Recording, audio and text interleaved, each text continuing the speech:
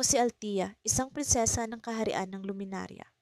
Mula pagkabata, kinagisnan ko na ang pag-ibig at pagkakaibigan ng aking matalik na kaibigan, si Serafina. Pareho kaming lumaki sa palasyo, kung saan ang araw-araw ay puno ng saya at tawanan.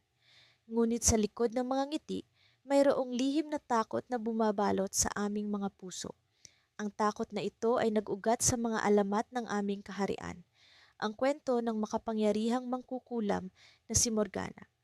Si Morgana ay kilala sa kanyang kasamaan at mahika. Maraming taon ang nakalipas nang siya'y patalsikin mula sa kaharian matapos niyang subukang agawin ang trono mula sa aming pamilya. Ngayon, may mga bulong-bulungan na siya'y bumalik upang maghasik ng lagim. Kasama ni Serafina, sinikap naming huwag magpaapekto sa mga usap-usapan, ngunit alam naming hindi kami ligtas hanggat si Morgana ay nagtatago sa mga anino.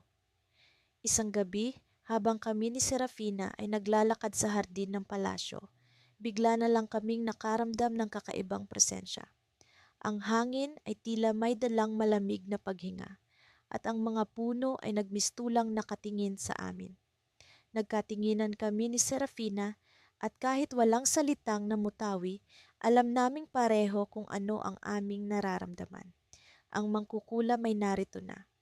Althea, kailangan natin ng plano, bulong ni Serafina sa akin habang kami naglalakad pabalik sa palasyo. Ramdam ko ang pag-aalala sa boses niya, ngunit sa likod ng kanyang mga mata, nakita ko ang determinasyon. Hindi kami basta-basta susuko. Ang mga sumunod na araw ay puno ng paghahanda. Nag-aral kami ng mahika mula sa mga sinaunang aklat ng aming palasyo. Sinubukan naming alamin ang lahat ng aming makakaya tungkol kay Morgana, ang kanyang mga kahinaan, ang kanyang mga plano, at ang mga paraan kung paano siya matatalo. Kahit kami pagod at puno ng takot, hindi kami nagpatinag. Alam namin na ang aming pagkakaibigan ang magiging pinakamakapangyarihang sandata sa labanang ito. Isang umaga, habang kami nag-eensayo sa paggamit ng mahika, bigla na lang nagiba ang kalangitan. Ang araw ay naglaho at ang ulap ay naging itim. Sa gitna ng kaguluhan, isang matalim na tinig ang umalingaw-ngaw sa hangin. "Kayong dalawang prinsesa, hindi niyo ako matatalo," sabi ng tinig ni Morgana. Ang kanyang tawanan ay nagpasiklab ng takot sa aming mga puso, ngunit hindi kami nagpatinag. "Serafina, oras na para ipakita ang ating natutunan," sabi ko sa kanya habang nararamdaman ang pag-aalab ng mahika sa aking mga kamay. Ang kanyang mga mata ay puno ng tapang habang kami tumayo sa gitna ng palasyo, handang harapin ang anumang darating. Ngunit bago pa man kami makapaghanda, biglang nagkaroon ng malakas na pagsabog sa harap namin. Ang pinto ng palasyo ay nagiba at isang malaking uwak ang lumipad papasok. Dala ang isang mahiwagang mensahe. Sa kanyang tuka, isang pirasong papel na nagsasabing, "Ang laban ay magsisimula sa pagsikat ng araw. Maghanda kayo." Kami ni Serafina ay nagkatinginan. Alam naming hindi na mapipigilan ang labanang ito. Sa aming kalooban, isang tanong ang bumabalot. Paano namin matatalo ang isang mangkukulam na wala kaming kasiguraduhan kung siya ay talagang matatalo? Sa pagdating ng umaga, nagising ako sa isang kakaibang pakiramdam. Ang hangin ay tila mas malamig kaysa dati at ang paligid ng aming kastilyo ay nababalot ng isang kakaibang katahimikan. Sa aking paglabas mula sa silid, agad kong hinanap si Amara, ang prinsesa ng kalapit na kaharian na naging matalik kong kaibigan mula pa noong kami ay mga bata. Sa kabila ng aming pagkakaiba sa ugali at pananaw, lagi naming pinipili na magsama at magtulungan sa lahat ng oras. Nang siya ay aking matagpuan sa hardin, halata ang pag-aalala sa kanyang muka. "Nararamdaman mo rin ba ang pagbabago sa paligid?" Tanong ni Amara habang ang kanyang mata ay nakatingin sa malayo, tila may iniisip na malalim. Tumango ako at tumingin sa direksyon kung saan siya nakatingin. Nagpapakita ito ng isang masalimuot na ulap na tila pumapalibot sa kagubatan na ilang kilometro lamang ang layo mula sa kastilyo. Ang mangkukulam, bulong ko, alam namin mula sa mga kwento ng aming mga tagapag-alaga at mga libro sa kastilyo na may isang makapangyarihang mangkukulam na naninirahan sa loob ng kagubatan. Siya ang dahilan ng maraming trahedya sa aming mga kaharian, ngunit hanggang na ngayon ay hindi pa namin siya nakikita o nakakaharap. Kailangan natin siyang harapin, ani Amara, puno ng determinasyon. Hindi natin maaaring hayaang lumakas pa ang kanyang kapangyarihan. Napatingin ako sa kanya, puno ng pagdududa at takot. Bagaman alam ko na si Amara ay matapang, alam ko rin ang panganib na dala ng pagtatangkang harapin ang mangkukulam. Ngunit naramdaman ko rin ang kanyang determinasyon na tila lumilipat sa akin at unti-unti ang takot ay napalitan ng tapang. Nagsimula kaming maghanda para sa aming misyon. Kumuha kami ng mga espada na may mga inskripsyon na magpoprotekta sa amin laban sa mga mahika ng mangkukulam at nagsuot ng mga armor na gawa sa mga espesyal na bakal na makakaya ang mga spells. Hindi rin namin kinalimutan ang aming mga pendants na ibinigay ng aming mga ina na nagsisilbing tanda ng aming pagkakaibigan at kapangyarihan. Sa aming paglalakbay patungo sa kagubatan, naramdaman ko ang kakaibang enerhiya na bumabalot sa amin. Ang mga puno ay tila umuungol at ang hangin ay puno ng bulong na hindi ko maintindihan.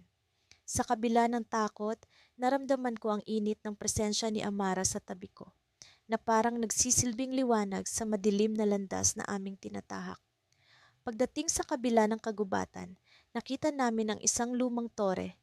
Ito ang tore ng mangkukulam na babalot ng mga misteryo at mahika. Sa paglapit namin, biglang may lumitaw na anino sa aming harapan.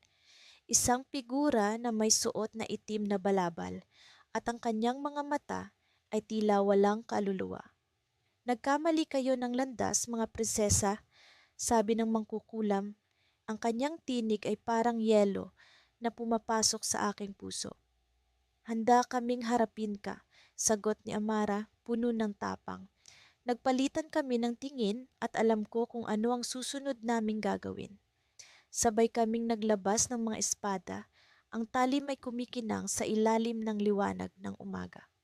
Nagsimula ang laban, puno ng mahika at mga spells na lumilipad sa hangin. Sa gitna ng labanan, naramdaman ko ang pagod na bumabalot sa akin. Ngunit si Amara, sa kabila ng lahat, ay nagpatuloy na lumaban. Ang kanyang galaw ay parang isang sayaw na puno ng lakas at kagandahan. Nakita ko kung paano siya naglabas ng isang spell na matagal na naming pinag-aralan. Isang spell na makakapigil sa mangkukulam. Ngunit bago pa man niya ito maipakita, biglang nagbago ang lahat. Ang mangkukulam ay nagpakawala ng isang spell na hindi namin inaasahan. Isang spell na nagpalit sa imahe ng tore at sa paligid nito. Ang kagubatan ay biglang naging isang maze, puno ng mga ilusyon. At sa isang iglap, nawala si Amara sa aking harapan. Hindi ko na siya makita at ang paligid ay nagmistulang isang bangungot. Tumakbo ako, tinatawag ang kanyang pangalan, ngunit wala akong narinig na sagot. Ang takot na noon ay napalitan ng tapang ay bumalik na parang alon, at ang puso ko ay bumibilis ang tibok. Ngunit ang aking pakikipaglaban ay hindi pa tapos. Hindi ko siya maaaring iwan. Sa kabila ng mga ilusyon, alam kong kailangan ko siyang hanapin. Ito na ba ang katapusan ng aming laban? Hindi ko alam. Ngunit sa kabila ng lahat, nanatili akong umaasa. Ang aming pagkakaibigan ay mas matibay kaysa sa anumang spell at alam kong sa lalong madaling panahon makikita ko rin ang liwanag. Sa ngayon, kailangan kong magpatuloy sa laban kahit pa ang daan ay puno ng kadiliman. Sa ilalim ng maliwanag na buwan, kami ni Prinsesa Elara ay nakatayo sa gilid ng lawa ng mga pangarap.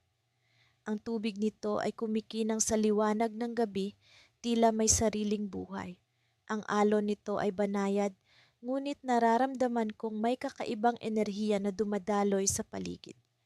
Tumingin ako kay Elara, ang aking matalik na kaibigan at kapatid sa puso, at nakita ko sa kanyang mga mata ang parehong determinasyon na nararamdaman ko. Handa ka na ba, Amara? Tanong ni Elara. Ang kanyang tinig ay puno ng pag-aalala, ngunit matatag.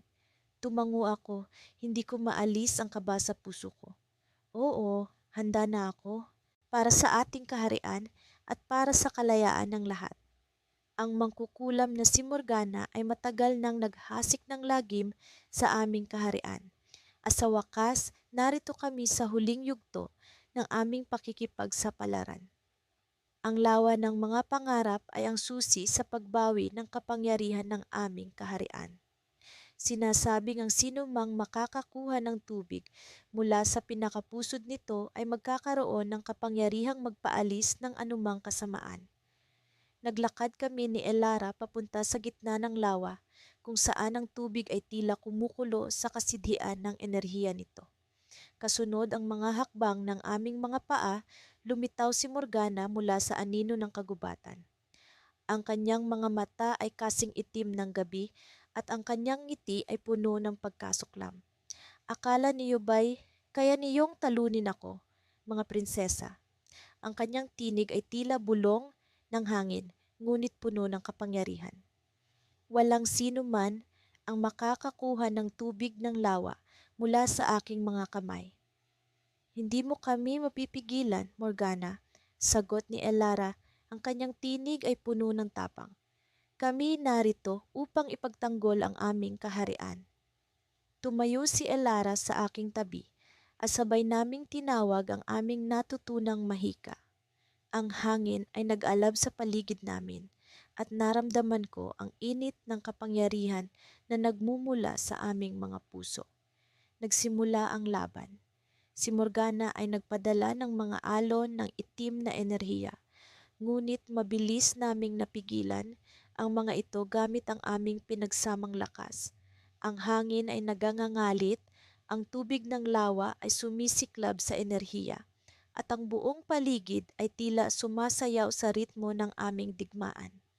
Sa kalagitnaan ng laban, biglang nagbago ang anyo ng lawa. Ang tubig nito ay nag-angat, bumuo ng isang haliging umabot sa langit. Sa loob ng haligi ay ang puso ng lawa, isang kristal na kumikinang sa lahat ng kulay na maiisip. Ang kristal na ito ang aming layunin, ang susi sa pagtatapos ng kasamaan ni Morgana.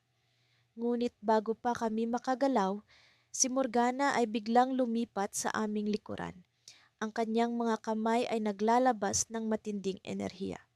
Hindi niyo ako matatalo, sigaw niya, at naramdaman ko ang pagbugso ng kanyang kapangyarihan na halos sumira sa aming depensa.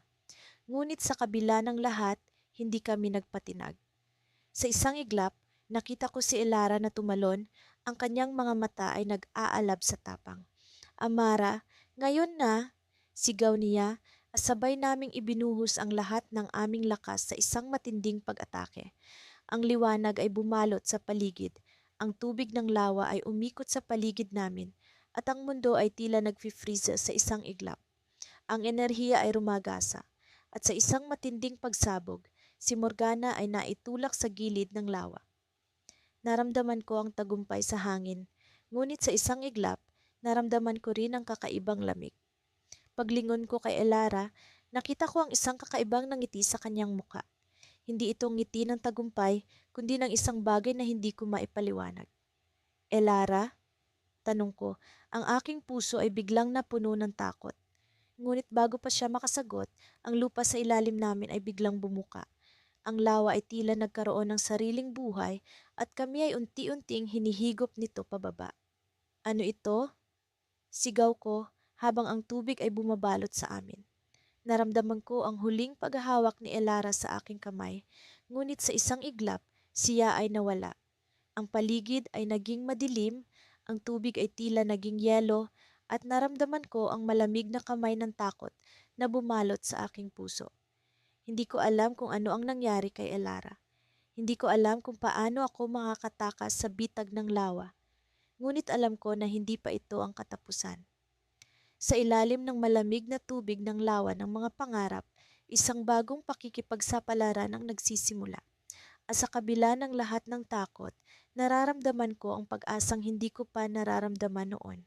Ito ang simula ng isang bagong yugto, isa na puno ng mga lihim, takot at pag-asa.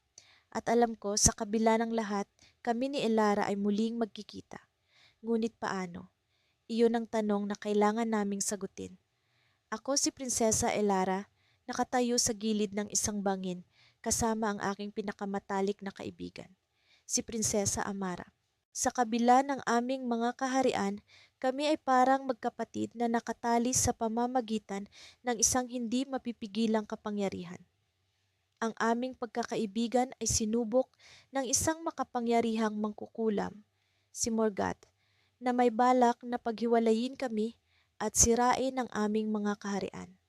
Sa nakaraang mga araw, unti-unting lumalakas ang mga alon ng kadiliman na bumabalot sa aming mga lupain.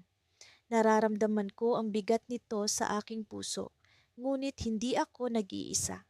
Si Amara ay laging nandiyan, nakahawak sa aking kamay, handang harapin ang kahit ano kasama ko. Naaalala mo ba ang ating unang laban kay Morgat? Tanong ni Amara habang tinitingnan ang malawak na kagubatan sa ibaba ng bangin. Tumango ako, naaalala ang mga apoy at ang malamig na hangin na bumalot sa amin noon. Oo, hindi ko makakalimutan kung paano natin siya naitaboy ng magkasama. Sagot ko, muling nararamdaman ang init ng aming pagkakaibigan na nagbigay sa amin ng lakas noon. Ngunit alam namin na hindi namin siya ganap na natalo. Alam namin na siya ay bumalik, mas mabangis, mas tuso. Sa bawat hakbang namin sa kagubatan, nararamdaman ko ang mga mata niya na nakamasid sa amin, ang kanyang mga sumpa na nag-aabang sa bawat sulok. Sa kalagitnaan ng aming paglakbay, biglang bumigat ang hangin. Isang tanda ng paparating na panganib. Elara, nararamdaman mo ba ito? Bulong ni Amara, ang kanyang mga mata ay nagliliyab sa determinasyon. Oo, kailangan nating maging handa. Sagot ko, hinila ang aking espada mula sa kaluban. Ang bawat hakbang ay parang dagundong sa aking pandinig, ang bawat tunog ay nagdadala ng posibleng panganib. Ngunit hindi namin inurungan ang laban, hindi kami magpapatinag sa takot. Habang lumalalim kami sa kagubatan, naramdaman namin ang presensya ni Morgat. Ang kanyang halakhak ay umalingaw-ngaw, parang hangin na pumapalis sa mga dahon. Hindi kayo makakatakas sa akin mga prinsesa. Ang kanyang boses ay parang lason na bumabalot sa paligid. Tumigil kami at nagkatinginan ni Amara. Sa isang kisap mata, sabay kaming naglabas ng aming mga kapangyarihan. Ang liwanag na bumalot sa amin ay nagiging kalasag laban sa kadiliman. Ang aming mga kapangyarihan na pinanday ng pagkakaibigan at pagtutulungan ay nagiging isang matibay na depensa laban sa mga sumpa ni Morgat. Ngunit sa isang iglap, nagbago ang lahat. Biglang lumitaw si Morgat sa harapan namin. Ang kanyang mga mata ay nag-aalab sa galit at pagkasuklam. Akala niyo ba'y kaya niyo akong talunin? Kanyang tanong, ang bawat salita ay nagdadala ng matinding pighati.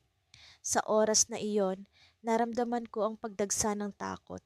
Ngunit higit sa lahat, naramdaman ko rin ang kapangyarihan ng aming pagkakaibigan. Hindi mo kami kayang paghiwalayin, Morgat. Ang aming pagkakaibigan ay mas malakas kaysa sa iyong kadiliman. Sigaw ni Amara, ang kanyang tinig ay puno ng tapang, at doon nagsimula ang laban.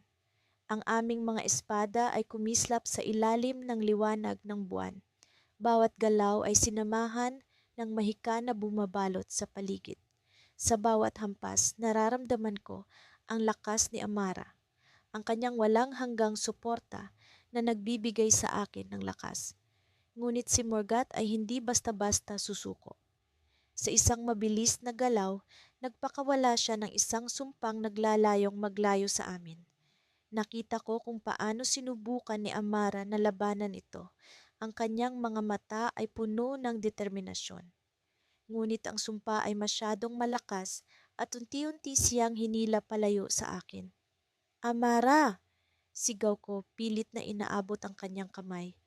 Ngunit sa isang iglap, siya ay nawala, iniwan akong mag-isa sa madilim na kagubatan. Nakaramdam ako ng matinding takot at pangungulila sa kanyang pagkawala. Ngunit hindi ito ang oras para sumuko. Kailangan kong iligtas siya, kailangan kong talunin si Morgat. Sa sandaling iyon, naramdaman ko ang kakaibang init sa aking dibdib. Ang isang piraso ng kapangyarihan ni Amara na naiwan sa akin. Isang palatandaan na hindi siya susuko, na kahit sa kanyang pagkawala, kami ay magkaisa. Ipinikit ko ang aking mga mata, hinayaan ang kapangyarihan ni Amara na bumalot sa akin. Sa kanyang pagkawala, natutunan ko na ang aming pagkakaibigan ay hindi basta-basta mawawala. Sa halip, ito ay magiging mas matatag, mas makapangyarihan. Ang laban ay hindi pa tapos. Ako ay muling tumayo, puno ng bagong pag-asa. Alam kong si Amara ay nag-aantay sa akin at hindi ko siya bibiguin. Sa aking puso, naramdaman ko ang init ng aming pagkakaibigan, ang liwanag na magbibigay sa akin ng lakas upang harapin si Morgat. At sa gitna ng kadiliman, naramdaman ko ang isang kakaibang presensya, isang palatandaan na hindi ako nag-iisa. Isang twist na hindi ko inaasahan, isang bagong kaalyado, handang tumulong sa aming laban. Ngunit sino siya at paano niya kami matutulungan? Ang mga tanong na ito ang bumabalot sa aking isipan habang ako ay patuloy na naglalakbay, puno ng pag-asa at determinasyon. Ang aming laban ay nagsisimula pa lamang at alam kong hindi ito ang katapusan ng aming kwento. Matapos ang aking karanasan sa madilim na kagubatan, hindi ko naisip na babalik pa ako roon. Ngunit sa gabing iyon, sa ilalim ng pilit na kumukulimlim na langit, muli kaming naglakbay ni Prinsesa Isabela. Pareho kaming may kabang na darama, ngunit sa aming mga matay mayroong tiwala at determinasyon. Ako si Prinsesa Elara at sa gabing ito, kami ni Isabela ay haharap sa pinakamalaking pagsubok ng aming buhay. Sa aming paglalakbay, naalala ko ang mga araw ng aming kabataan. Madalas kaming maglaro sa mga bulwagan ng palasyo, nagtatago sa likod ng mga kurtina habang nagtatawanan. Ngunit ang mga alaala ng kasiyahan ay tila nalalayo habang papalapit kami sa pugad ng mangkukulam. Ano sa tingin mo ang naghihintay sa atin doon? Tanong ni Isabela na sinisikap pigilin ng pag-aalala sa kanyang tinig. Alam mo, Isa, sagot ko habang tinitingnan ang kanyang mga mata. Hindi ko rin alam. Pero alam kong kaya natin ito. Magkasama.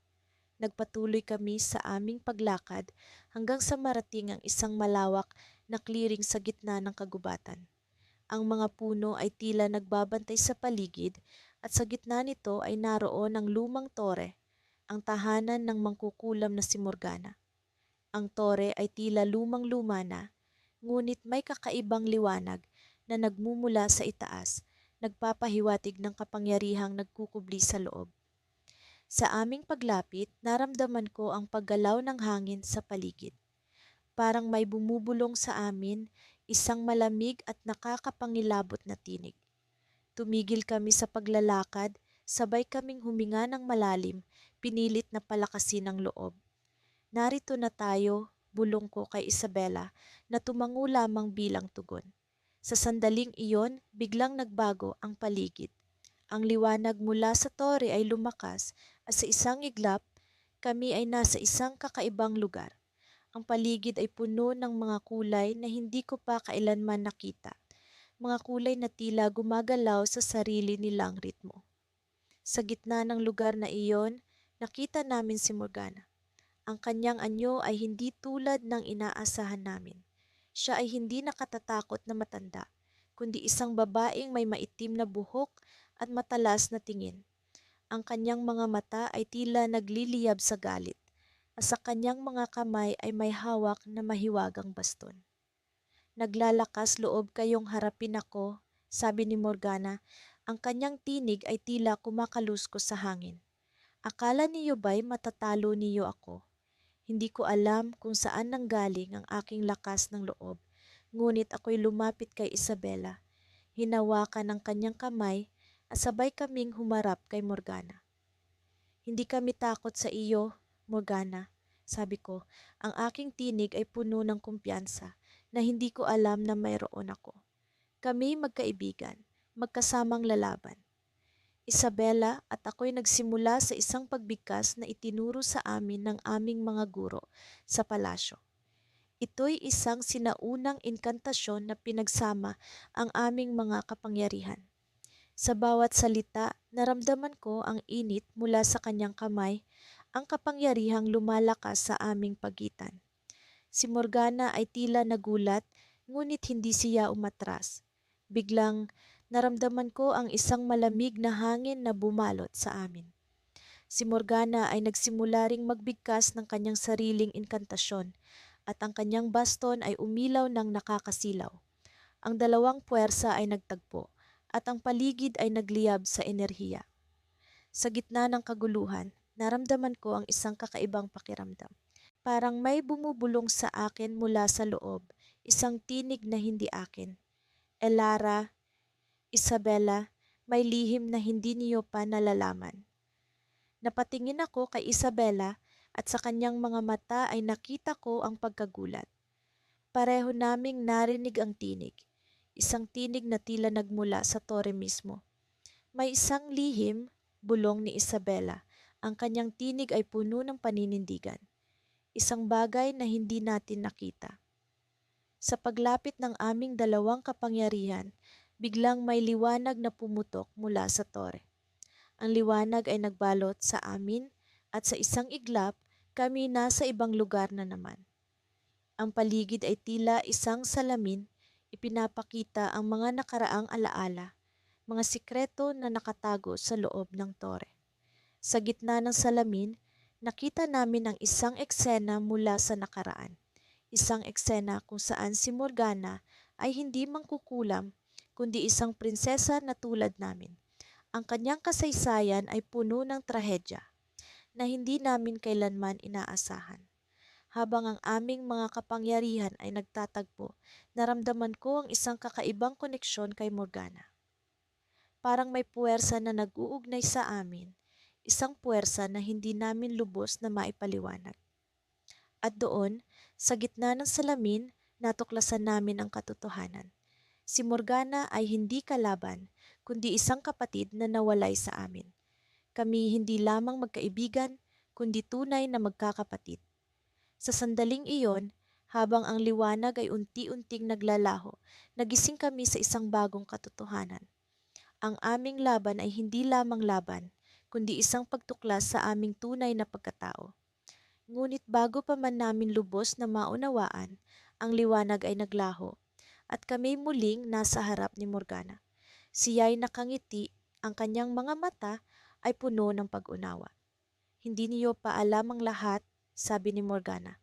Ang kanyang tinig ay puno ng misteryo at inaasam na pagtutulungan. May mas malalim pang kwento na kailangan niyong tuklasin. At doon nagsimula ang aming tunay na pakikipagsapalaran. Sa ilalim ng nag-aalimpuyong langit at sa gitna ng nagsisigalawang kagubatan, ako, si Prinsesa Amara, ay nakatayo sa tabi ng aking pinakamamahal na kaibigan, si Prinsesa Elara. Ang aming mga puso ipuno ng pangamba, ngunit may matibay na paniniwala sa isa't isa. Ang aming pakikipagsapalaran laban sa makapangyarihang mangkukulam na si Morgat ay umabot na sa sukdulan. Sa bawat hakbang naming palapit sa kanyang kuta, ramdam ko ang bigat ng responsibilidad na nakaatang sa aming mga balikat. Nandito na tayo, Amara, bulong ni Elara habang hinahawakan ang aking kamay. Ang kanyang mga matay puno ng determinasyon at sa kabila ng takot na bumabalot sa amin, ramdam ko ang init ng kanyang pagmamahal. Sa harap namin ay ang isang lumang kastilyo, halos natatakpan ng makapal na usok at nakakatakot na liwanag. Sa kabila ng kalumaang anyo nito, alam naming puno ito ng mga lihim na mahahaplos ng kapangyarihan ni Morgat. Walang ibang daan kundi ang harapin ang halimaw na nagdulot ng maraming pasakit sa aming kaharian. Sa aming pagpasok, Agad naming naramdaman ang malamig na simoy ng hangin na tila nagbabadya ng panganib. Ang mga pader ng kastilyo ay nagkukuwento ng mga nakaraang labanan at bawat hakbang namin ay tila isang pag-ikot ng oras patungo sa isang nakaraan na puno ng kadiliman. Amara, kung ano man ang mangyari, kailangan nating magtiwala sa isa't isa, sabi ni Elara habang hinahaplos ang kanyang singsing na may kapangyarihang magtawag ng apoy. Ang ating pagkakaibigan ang ating sandigan. Sa loob ng kastilyo, ramdam namin ang presensya ni Morgat. Ang kanyang mga matay tila nakamasid sa bawat sulok ng lugar, naghihintay sa aming pagdating. Sa wakas, narating namin ang kanyang silid na puno ng mga lumilipad na libro, mga alchemy na kagamitan, at isang malaking salamin na tila nagsisilbing portal. Narito na ang mga prinsesang nagtatangkang bumuwag sa aking kapangyarihan, bungad ni Morgat. Ang kanyang boses ay tila nagmumula sa bawat direksyon. Ano ang inyong plano laban sa akin? Kami natigilan sa kanyang tanong. Ngunit sa kabila ng pag-aalinlangan, kinuha ko ang aking espada na kumikinang sa liwanag ng aming mga puso. Hindi mo kami kayang sirain, Morgat. Ang aming pagkakaibigan ang magpapabagsak sa iyo. Nagsimula ang laban. Ang kanyang mga mahika ay dumagundong sa paligid, ngunit ang aming mga sandata ay nagsanib, nag-aalab sa kapangyarihan ng aming samahan. Ang aming mga galaw ay nagkakasabay, bawat hakbang ay isang hakbang patungo sa tagumpay. Ang kanyang mga sumpa ay hindi makapigil sa amin, ang aming mga kalasag ay hindi matitinag sa kanyang mga pag-atake. Habang si Elara ay lumilikha ng mga apoy upang pigilan ang kanyang mga mahika, ako naman ay tumutok sa kanyang salamin na tila isang susi sa kanyang mga lihim. Elara, kailangan nating malaman kung ano ang gumagana sa salamin na ito. Sigaw ko habang ang aming mga kalaban ay nagiging mas matindi. Amara, nararamdaman ko ang kakaibang enerhiya mula diyan. Sagot niya habang ang kanyang mga kamay ay nag-aapoy sa paglikha ng isang proteksyon sa amin. Subukan mong gamitin ang kapangyarihan ng ating mga singsing. Sa pagsanib ng enerhiya ng aming mga singsing, biglang kumislap ang salamin at sa isang iglap, nakita namin ang isang imahe na hindi namin inaakala. Isang imahe ng isa pang mangkukulam na tila mas makapangyarihan kaysa kay Morgath na nagmamasid sa amin mula sa likod ng tabing ng salamin. Hindi lang si Morgath ang kalaban namin. Sa likod ng kanyang mga mata, may isang mas malalim na kasamaan na nagtatago. Ang kwento ng aming pakikipagsapalaran ay hindi pa pala nagtatapos. Sa halip, ito'y nagsisimula pa lamang. Sa pagkamangha, nagkatinginan kami ni Elara, punong-puno ng tanong ang aming mga mata. Sino ang tunay na kalaban? Paano namin siya matatalo? Sa likod ng tabing ng kasamaan, isang bagong misteryo ang bumabalot sa amin. Ito ang cliffhanger na hindi namin inaasahan. Ngunit sa kabila ng lahat, alam namin na hanggat magkasama kami, walang balakid na hindi namin kayang lampasan. Sa likod ng bawat takot ay ang lakas ng aming pagkakaibigan, isang lakas na hindi matitinag ng anumang mangkukulam. Ang laban na ito ay hindi lamang laban para sa kaharian, kundi laban para sa aming pagkakaibigan. At sa likod ng tabing ng kasamaan, isang bagong kabanata ang nagsisimula. Sa gitna ng kagubatang nababalot ng malaalamat na dilim, naramdaman ko ang bigat ng responsibilidad sa aking balikat habang kasama si Prinsesa Lyra sa aming misyon na talunin ang mangkukulam na si Isadora. Ang mga punong mataas at makakapal ay tila mga bantay na nagmamasid sa bawat hakbang namin. Walang ibang tunog kundi ang aming mga hakbang at ang malamyos na huni ng hangin na tila bumubulong ng babala. Layla, siguradong kaya natin ito. Kailangan lang nating magtiwala sa isa't isa. Bulong ni Lyra habang mahigpit na hawak ang kanyang espada na kumikislap sa kaunting liwanag na pumapasok sa kagubatan. Ngumiti ako sa kanya Pilit na pinapawi ang kaba sa aking dibdib. Oo, Lira. Sa ating pagkakaisa, tiyak na malalampasan natin ang anumang pagsubok. Pinalakas ng aking tinig ang aming loob, ngunit hindi nito tuluyang naalis ang agam-agam sa aking isipan. Habang patuloy kaming naglalakad, naalala ko ang mga kwento ng aming mga magulang tungkol sa mangkukulam na si Isadora. Isang nilalang na puno ng galit at puot, nagtatago sa likod ng mga mahiwagang pangako ng kapangyarihan. Sa loob ng maraming taon, siya ang dahilan ng pagdurusa ng aming kaharian at ngayon, kami ang napiling humarap sa kanya. Alam mo ba kung ano ang pinakaaayawan ko sa kanya? Tanong ni Lira habang patuloy kaming naglalakad sa masikip na landas. Ang kanyang pagkukunwaring siya ang may kontrol sa lahat. Sagot ko, naalalang mga panahong nagpakita siya sa harap ng mga tao. Nag-aalok ng solusyon sa kanilang mga problema kapalit ng kanilang kaluluwa. Bigla na lang ay narinig namin ang paggalaw mula sa likuran ng isa sa mga punong nakakubli sa dilim. Nagkapalit ang aming tingin, alam naming hindi kami nag-iisa. Hinugot ni Lira ang kanyang espada habang ako naman ay naghandang gamitin ang aking mahika. Sa isang iglap, lumitaw ang isang grupo ng mga nilalang na gawa sa anino, mga alagad ni Isadora. Hindi kami nagpatumpik-tumpik. Kumilos kami ng sabay, tila mga mananayaw sa isang entablado ng digmaan. Si Lira ay isang mandirigma ng husay, ang kanyang espada ay kumikislap sa bawat hampas, habang ako naman ay nagpakawala ng mga alon ng liwanag upang pawiin ang mga anino. Ang aming pagsasama ay tuluyang nagbigay daan sa aming tagumpay laban sa mga nilalang. Ngunit hindi pa rin kami nakakahinga ng maluwag. Alam naming ang mga ito ay mga paunang pagsubok lang ni Isadora.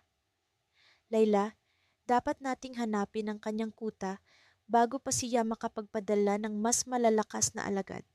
Sabi ni Lira habang nililinis ang kanyang espada mula sa mga bakas ng labanan. Ngunit sa aming pag-usad, naramdaman ko ang kakaibang enerhiya sa paligid. Parang may bumubulong sa aking isip. Mga salitang hindi ko maunawaan, ngunit tila pamilyar. Nagsimulang bumigat ang aking mga mata na parang hinihila ako ng isang puwersa na hindi ko malaman. Layla, anong nangyayari? Tanong ni Lira, halatang nag-aalala sa aking biglaang pagbabago. May nararamdaman ako, parang tinatawag ako ng isang bagay. Sagot ko, pilit na nilalabanan ng puwersang humahatak sa akin. Biglang lumitaw sa harapan namin ang isang nilalang, hindi anino kundi isang babae na may mga matang kumikislap na parang mga bituin. Ako ay si Astrid, ang tagapangalaga ng kagubatan. Hindi kayo makakarating kay Isadora kung hindi ninyo matutunan ang sikreto ng lugar na ito. Wika niya, ang kanyang tinig ay parang musika sa aming pandinig. Napatitig kami sa kanya, tila ba siya ang susi sa aming tagumpay. Ngunit bago pa namin siya matanong, biglang nagbago ang paligid. Ang mga punong dating nasa paligid ay nagmistulang mga pader ng yelo at ang hangin ay tila sumasakit sa balat. Anong nangyayari? Tanong ni Lira, halatang nabigla sa biglang pagbabago. Sa gitna ng kaguluhan, narinig namin ang halakhak ni Isadora. Ang kanyang tinig ay umaalingaw-ngaw sa buong kagubatan. Kung nais ninyong makaalis, kailangan nyo munang malaman ang tunay na anyo ng inyong puso. Wika niya, puno ng panunuya.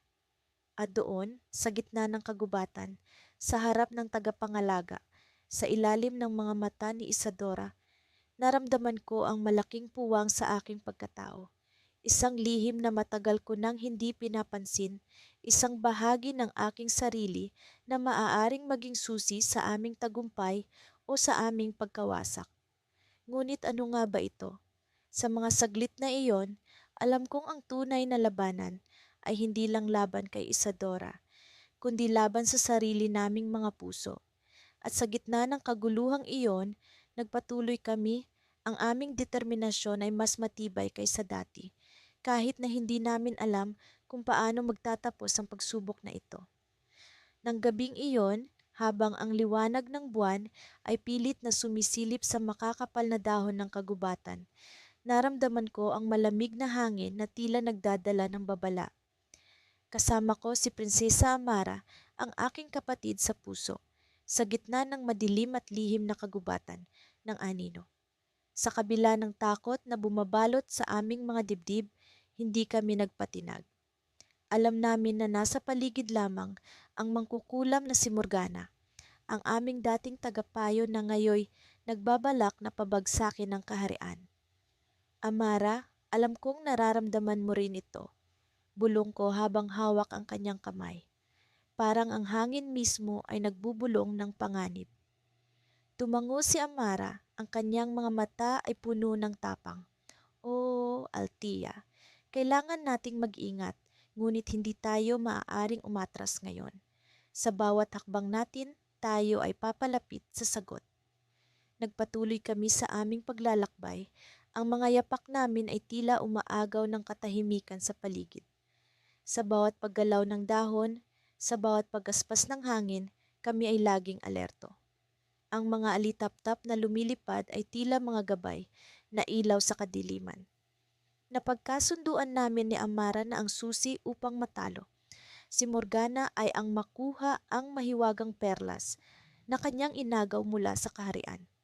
Ang perlas na iyon ang nagbibigay ng kapangyarihan sa aming kaharian. Ang perlas na nag-iingat sa amin mula sa mga panganib ng kadiliman. Kailangan naming bawiin ito bago patuluyang magtagumpay si Morgana sa kanyang masamang balak. Habang naglalakad, biglang bumigat ang hangin at naramdaman ko ang kakaibang presensya. Amara, may kakaiba sa paligid, sabi ko hinigpitan ang kapit sa kanyang kamay. Altia, nandito siya. Naramdaman ko ang kanyang enerhiya. Sagot ni Amara, ang kanyang boses ay puno ng determinasyon. Sa di kalayuan, nakita namin ang isang silweta na nakatayo sa gitna ng mga puno.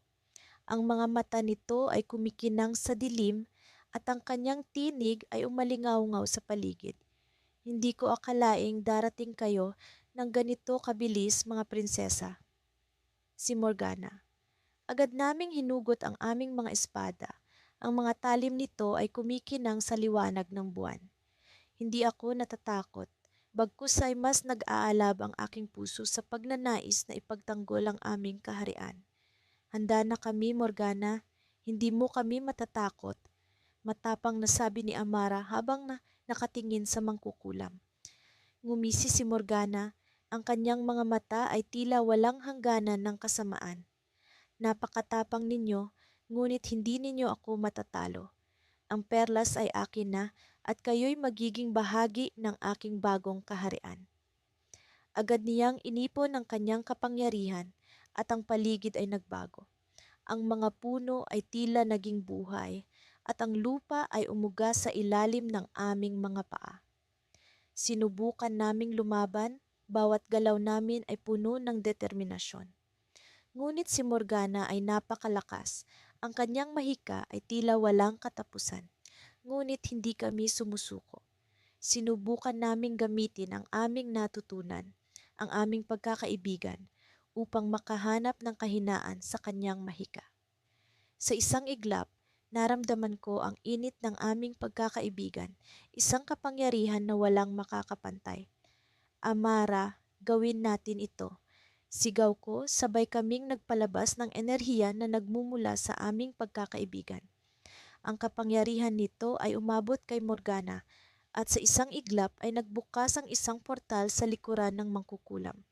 Nagulat si Morgana, hindi niya inaasahan ang ganitong klasing lakas. Ano ito? Hindi ito maaari. Sigaw niya habang ang kanyang katawan ay unti-unting hinigop ng portal. Ngunit bago siya tuluyang mawala, narinig namin ang kanyang huling bulong, isang babala na tila isang sumpa. Babalik ako, mga prinsesa, at sa oras na iyon, hindi niyo na ako matatalo. Bigla kong naramdaman ang malamig na hangin na dumaloy sa paligid. Ang portal ay nagsara, ngunit ang kanyang huling mga salita ay nanatili sa hangin. Kami ni Amara ay nagtagumpay, ngunit alam naming hindi ito ang katapusan. Ang babala ni Morgana ay nagbigay ng bagong takot, isang takot na hindi namin alam kung paano haharapin. Sa ilalim ng maliwanag na buwan, kami ay naglakbay pabalik sa kaharian. Dala ang pagmamalaki sa aming tagumpay, ngunit ang aming mga puso ay puno ng tanong. Ano ang susunod naming hakbang? Paano kami magiging handa sa pagbabalik ni Morgana? Ang aming pagkakaibigan ay higit pa sa anumang mahika, ngunit ang mundo ay puno ng mga bagay na hindi namin maipaliwanag. Sa kabila ng aming tagumpay, ang hinaharap ay nananatiling isang misteryo. Sa paglipas ng mga araw, patuloy na lumalalim ang aming pagkakaibigan ni Prinsesa Lyra. Dalawang prinsesa, magkaibang kaharian, ngunit may iisang layunin. Talunin ang mangkukulam na si Morgana na nagbabanta sa kapayapaan ng aming mga nasasakupan. Sa araw na ito, nagpasya kaming harapin ang pinakahuling pagsubok, ang mismong laban kay Morgana. Sa aming paglalakbay patungo sa kaitaasan ng bundok Eldora, hindi ko maiwasan ang kaba. Ang hangin ay malamig at matalim, wariin nagbabadya ng panganib. Ngunit sa kabila ng takot, naroon ang tiwala ko kay Lyra. Sa kanya ko natutunan ang halaga ng pagkakaisa at ang lakas na hatid nito. Anong iniisip mo, Althea? Tanong ni Lyra habang naglalakad kami sa makipot na daan. Naisip ko lang kung paano tayo narating sa puntong ito, sagot ko. Ang dami na nating pinagdaanan, pero narito pa rin tayo, handang lumaban. Ngumiti si Lyra, ang ngiting nagbigay sa akin ng lakas. Ang ating pagkakaibigan, ang ating pinakamalakas na sandata. Sa wakas, narating namin ang tuktok ng bundok kung saan nakatayo si Morgana, ang mangkukulam na matagal na naming iniiwasan. Nakasuot siya ng itim na kapa at ang kanyang mga mata ay tila umaapoy sa galit at kapangyarihan. Ang paligid ay nag-iba. Ang hangin ay naging mabigat at puno ng enerhiya. Alam kong ito na ang oras para sa pinakamalaking laban sa aming buhay. Sa wakas, narito na kayo. Wika ni Morgana, ang kanyang tinig ay puno ng panunuya. Dalawang prinsesa na umaasang malalampasan ang aking kapangyarihan. Hindi kami nagpatinag, sa halip tumingin kami sa isa't isa ni Lyra at sa isang iglap nagkaroon kami ng planong hindi namin kailanman napag-usapan. Sa pamamagitan ng aming mga mata, nagkaintindihan kami, ang aming mga puso ay nagkaisa para sa isang layunin. Sa isang iglap, bumuhos ang liwanag mula sa aming mga kamay. Ang kapangyarihan ng aming mga kaharian ay nagsanib. Nagbigay ng pag-asa sa gitna ng kadiliman. Subalit hindi basta-basta si Morgana. Gumamit siya ng mahika upang makapagpalabas ng mga anino, mga halimaw na nagmula sa kanyang galit at kasamaan. Mabilis kaming kumilos. Tinawag ni Lyra ang kapangyarihan ng hangin na nagbigay sa amin ng bilis at liksi. Ako naman ay humugot mula sa lakas ng lupa, nagpapatatag sa aming mga hakbang. Ang mga anino ay walang laban sa aming pagkakaisa, ngunit si Morgana ay ibang usapan. Habang naglalaban kami, naramdaman ko ang isang kakaibang lakas na bumabalot sa akin. Isang lihim na nagkukubli sa likod ng aking pag-iisip. Tila isang kumpiyansa na hindi ko pa naramdaman noon. Sa kabila ng pagod, naroon ang pag-asang hindi kami matatalo. Ngunit sa isang iglap, naramdaman ko ang isang matinding kirot sa aking dibdib. Si Morgana, sa kanyang tusong paraan, ay nakahanap ng pagkakataon upang saktan ako. Bumagsak ako sa lupa at sa mga sandaling iyon, naramdaman ko ang takot na hindi ko pa nararamdaman noon. Ngunit bago pa man magwagi ang takot, narinig ko ang tinig ni Lyra. Althea, hindi kita hahayaan. Sigaw niya, puno ng determinasyon. Ang kanyang kapangyarihan ay sumiklab, mas maliwanag kaysa dati. Sa isang iglap, si Morgana ay napaatras, na tila nagulat at nahirapan sa lakas ni Lyra. Ngunit naramdaman ko ang isang kakaibang enerhiya na bumabalot sa akin. Hindi ko alam kung saan nagmumula, ngunit ito ay pamilyar. Sa isang iglap ng liwanag, tumayo ako. Ang aking katawan ay puno ng kapangyarihan na hindi ko pa nararamdaman noon. Ang aming mga kapangyarihan ni Lira ay nagsanib, bumuo ng isang hindi matitinag na puwersa. Sa gitna ng laban, naramdaman ko ang isang lihim na bumabalot sa akin, isang lihim na maaaring magbago sa lahat. Sa kabila ng aming pagkakaisa at lakas, naroon ang isang bagay na nagtatanong sa akin, ano ang tunay na kalikasan ng aming kapangyarihan? At bakit tila may bumabalot na kadiliman sa kabila ng liwanag? Habang patuloy kaming lumalaban, isang tanong ang bumuo sa aking isip. Ano nga ba ang tunay na layunin ni Morgana?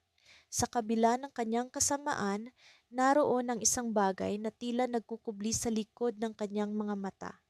Isang bagay na hindi ko pa lubos na nauunawaan. At sa mga huling sandali ng laban, isang eksena ang bumalot sa akin. Sa kabila ng aming tagumpay, naroon ang isang bagay na nagkukubli sa dilim. Isang lihim na maaaring magbago sa lahat. Sa kabila ng aming tagumpay, naroon ang isang tanong na maaaring baguhin ang aming kapalaran. Sa gitna ng aming tagumpay, naramdaman ko ang isang bagay na bumabalot sa akin. Isang bagay na hindi ko pa lubos na nauunawaan.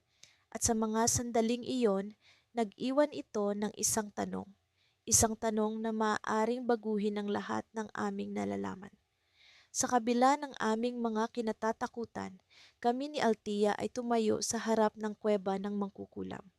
Ang haring araw ay palubog na, at ang kulay ng langit ay tila nag-aagaw sa pagitan ng pula at lila na parang isang babala. Nagpukol ako ng tingin kay Althea, ang kapwa prinsesa at pinakamatalik kong kaibigan. Ang kanyang mga mata ay puno ng determinasyon. At nang makita niya akong nakatingin, ngumiti siya ng bahagya. Handa ka na ba, Elara? Tanong niya, hawak ang kanyang espada na kumikislap sa dapit hapon.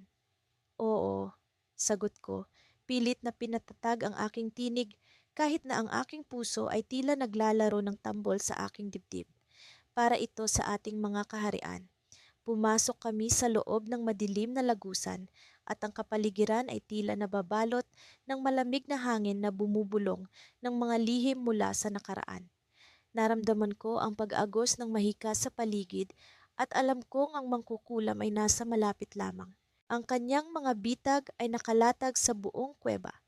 Ngunit kami ni Althea ay nag-aral ng mga kontramahika mula sa mga sinaunang aklatan ng aming mga palasyo.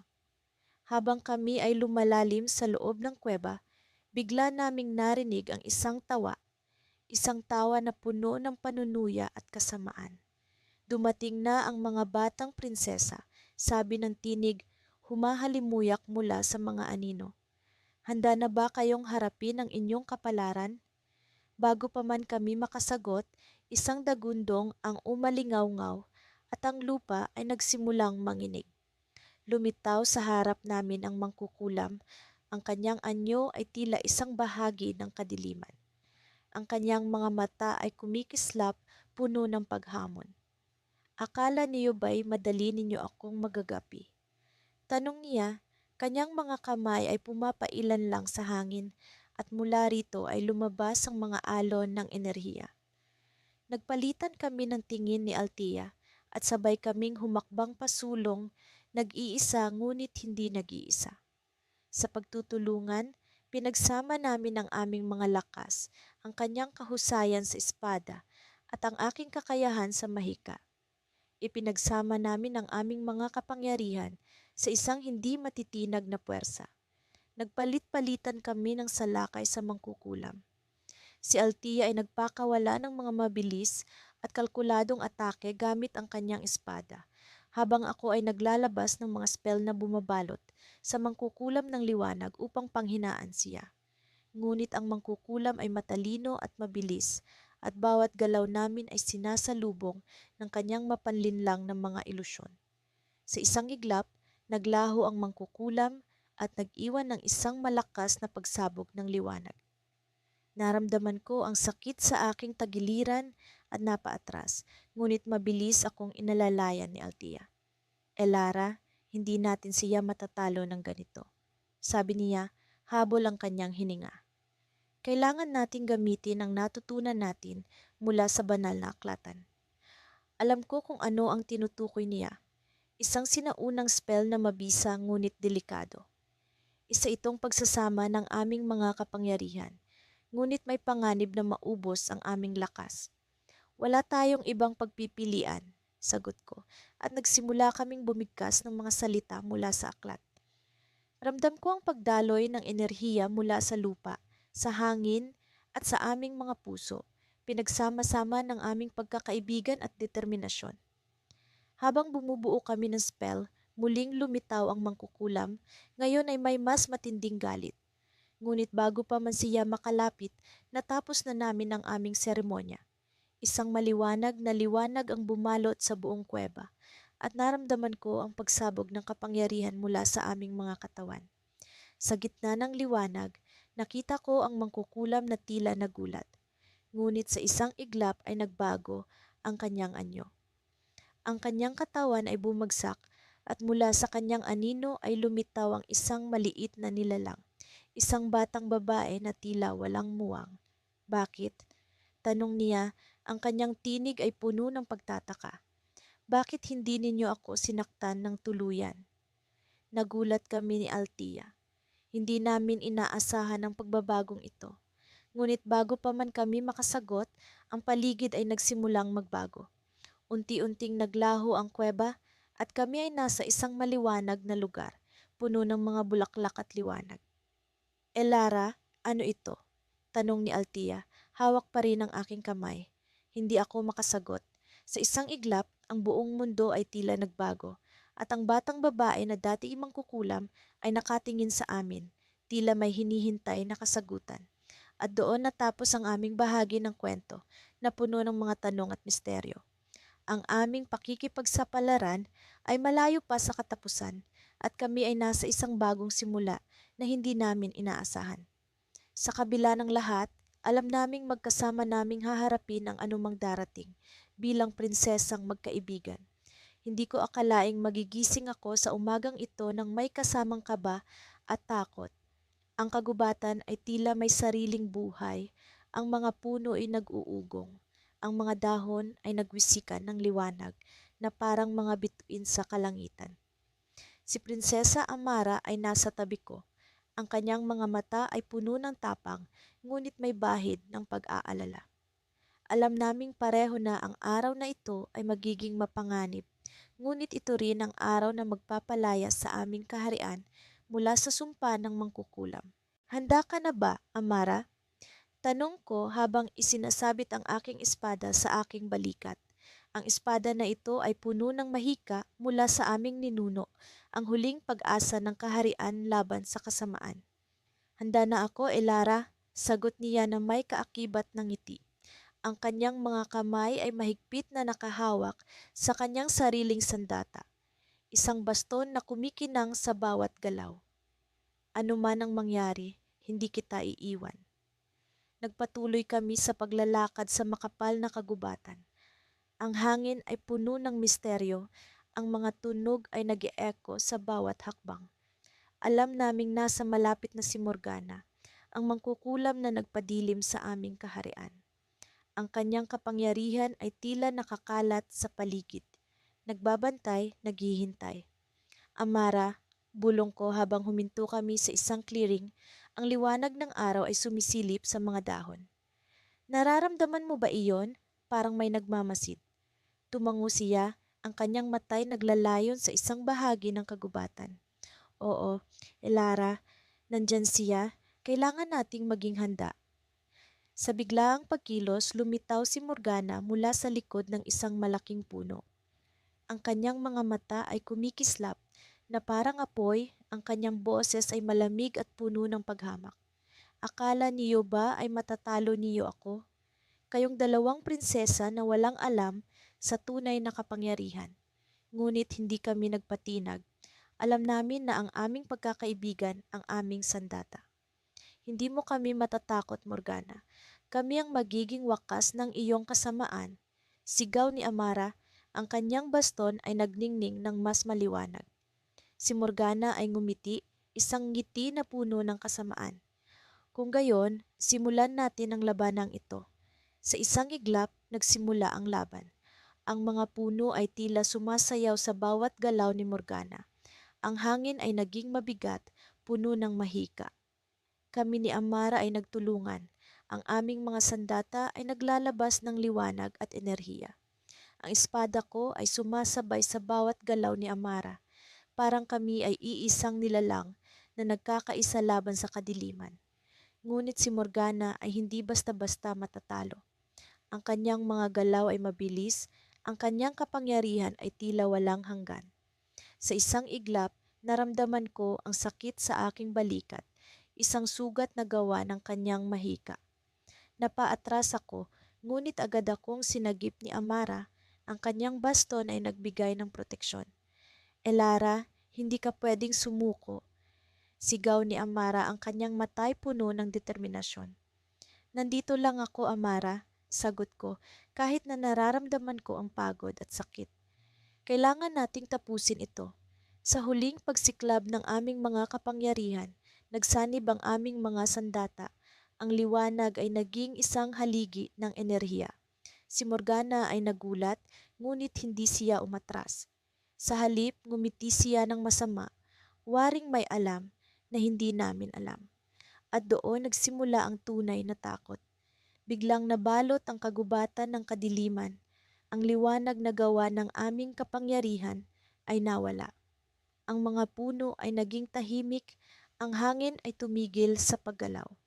Si Morgana ay nakatayo sa harapan namin, ang kanyang katawan ay naglalabas ng kakaibang enerhiya. Ito ba ang akala niyo ay pagtatapos, mga prinsesa? Hindi niyo alam na ako'y may kasamang mas makapangyarihang nilalang. Sa likod niya, lumitaw ang isang anino, isang nilalang na hindi ko pa nakikita noon. Ang kanyang presensya ay mas malakas kaysa kay Morgana. Ang kapangyarihan nito ay nakakatakot. Kami ni Amara ay napaatras, hindi makapaniwala sa aming nakikita. Ngayon, sabi ni Morgana, simulan natin ang tunay na laban. At sa huling sandali bago tuluyang lumubog ang liwanag, nakita ko ang nangiti ni Amara, puno ng pag-asa. Elara, hindi pa ito ang katapusan. May plano ako. Hindi ko alam kung ano ang plano niya, ngunit sa loob ng aking puso, ako'y nagtiwala. Ang aming pagkakaibigan ay mas matibay kaysa sa anumang kasamaan, ngunit paano namin matatalo ang nilalang na ito? Ano ang plano ni Amara? Ang laban ay nagsisimula pa lamang at alam namin na kailangan naming magtagumpay. Sa ilalim ng maliwanag na buwan, ako at si Prinsesa Lyra ay nakatayo sa harap ng mahiwagang kakahuyan ng Eldoria. Ang malamig na hangin ay tila may dalang babala, ngunit ang aming mga puso ay puno ng determinasyon. Matapos ang matagal na paghahanda, sa wakas ay handa na kaming harapin ang mangkukulam na si Zarela, ang nagdulot ng kapahamakan sa aming mga kaharian. Lyra, naaalala mo ba ang unang araw na nagkita tayo? Tanong ko habang hinahaplos ang lumang pendant na ibinigay niya sa akin. Ang pendant na iyon ay naging simbolo ng aming pagkakaibigan at kapatiran. Oo, Elise, parang kahapon lang nang nasa gitna tayo ng palasyo, nagtatawanan sa mga lihim na kwento ng ating pamilya. Sagot ni Lyra, ang kanyang mga mata ay puno ng nostalgia. Sino ang mag-aakala na tayo ang magiging pag-asa ng ating mga kaharian? Naglakad kami patungo sa puso ng kakahuyan, habang ang mga puno ay tila kinakausap kami sa kanilang pag-ugong. Ang aming mga hakbang ay sinusuportahan ng mga mahiwagang kapangyarihan na aming natutunan sa ilalim ng pangangalaga ni Guro Eldrin, ang tagapagturo ng sinaunang mahika. Ngayon na ang araw, Elise. Alam mo bang iisa lang ang paraan para malampasan ang mga bitag ni Zarela? Tanong ni Lyra, Ang kanyang boses ay puno ng pag-aalala. Alam ko ang ibig niyang sabihin, ang matandang kwento na binanggit ni Guro Eldren. Oo, kailangan nating gamitin ang kambal na puso, isang mahika na nagmumula sa pagkakaisa ng dalawang magkaibigan na may dalisay na puso. Sagot ko, habang ang aming mga kamay ay nagsama at bumuo ng isang mahiwagang liwanag. Ang kapangyarihan ay dumadaloy sa aming mga ugat, nag-uugnay sa aming mga kaluluwa. Sa wakas, narating namin ang gitna ng kakahuyan. Sa harap namin ay lumitaw si Zarela, nakasuot ng itim na balabal. Ang kanyang mga mata ay kumikislap sa kasamaan. Ang kanyang tawa ay bumalot sa paligid, tila nagbabadya ng panganib. Mga prinsesa, ang mga batang nag-aakalang kaya nilang talunin ako, sabi ni Zarela. Ang kanyang tinig ay puno ng panunuya. Ano ang magagawa ng inyong pagkakaibigan laban sa aking kapangyarihan? Nagpalitan kami ng tingin ni Lyra at sa isang iglap, nagsimula kaming maglabas ng aming mahika. Ang liwanag ng makambal na puso ay kumalat sa paligid, tila bumabalot sa buong kakahuyan. Ang mga puno ay nagsimulang magbago, ang kanilang mga dahon ay nagningning sa kulay ginto. Zarela, ang kapangyarihan ng pagkakaibigan ay hindi mo matatalo, sabi ni Lyra.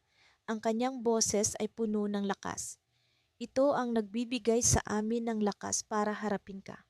Ang labanan ay naging mas matindi. Ang mga bolang apoy ni Zarela ay bumagsak sa aming harapan, ngunit ang aming proteksyon ay sapat para labanan ito.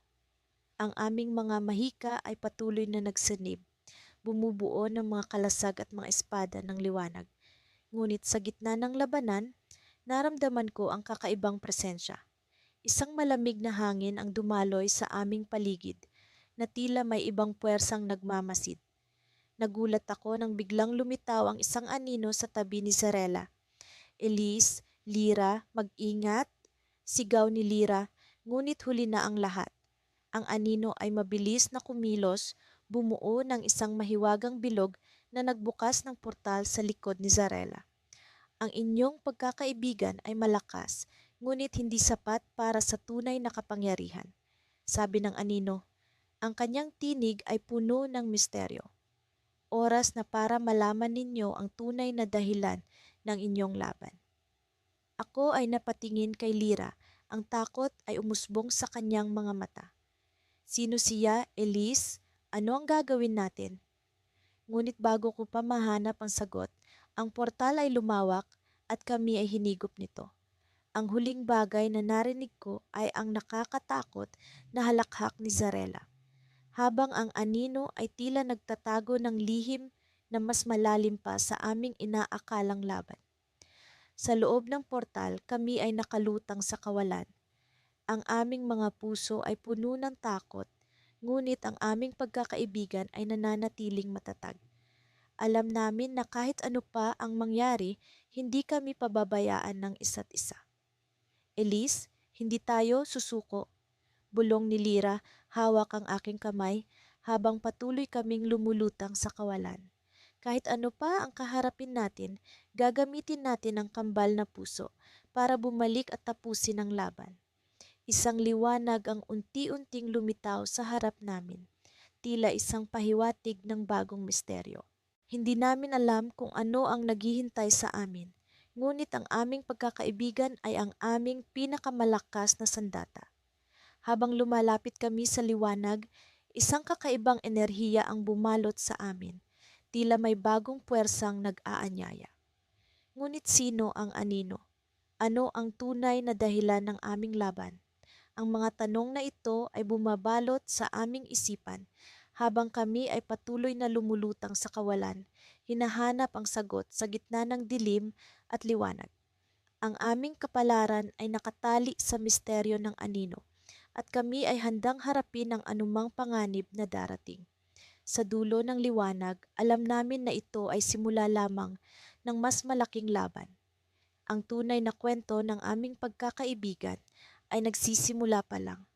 Ang aming kapalaran ay nakatago sa likod ng mahiwagang anino.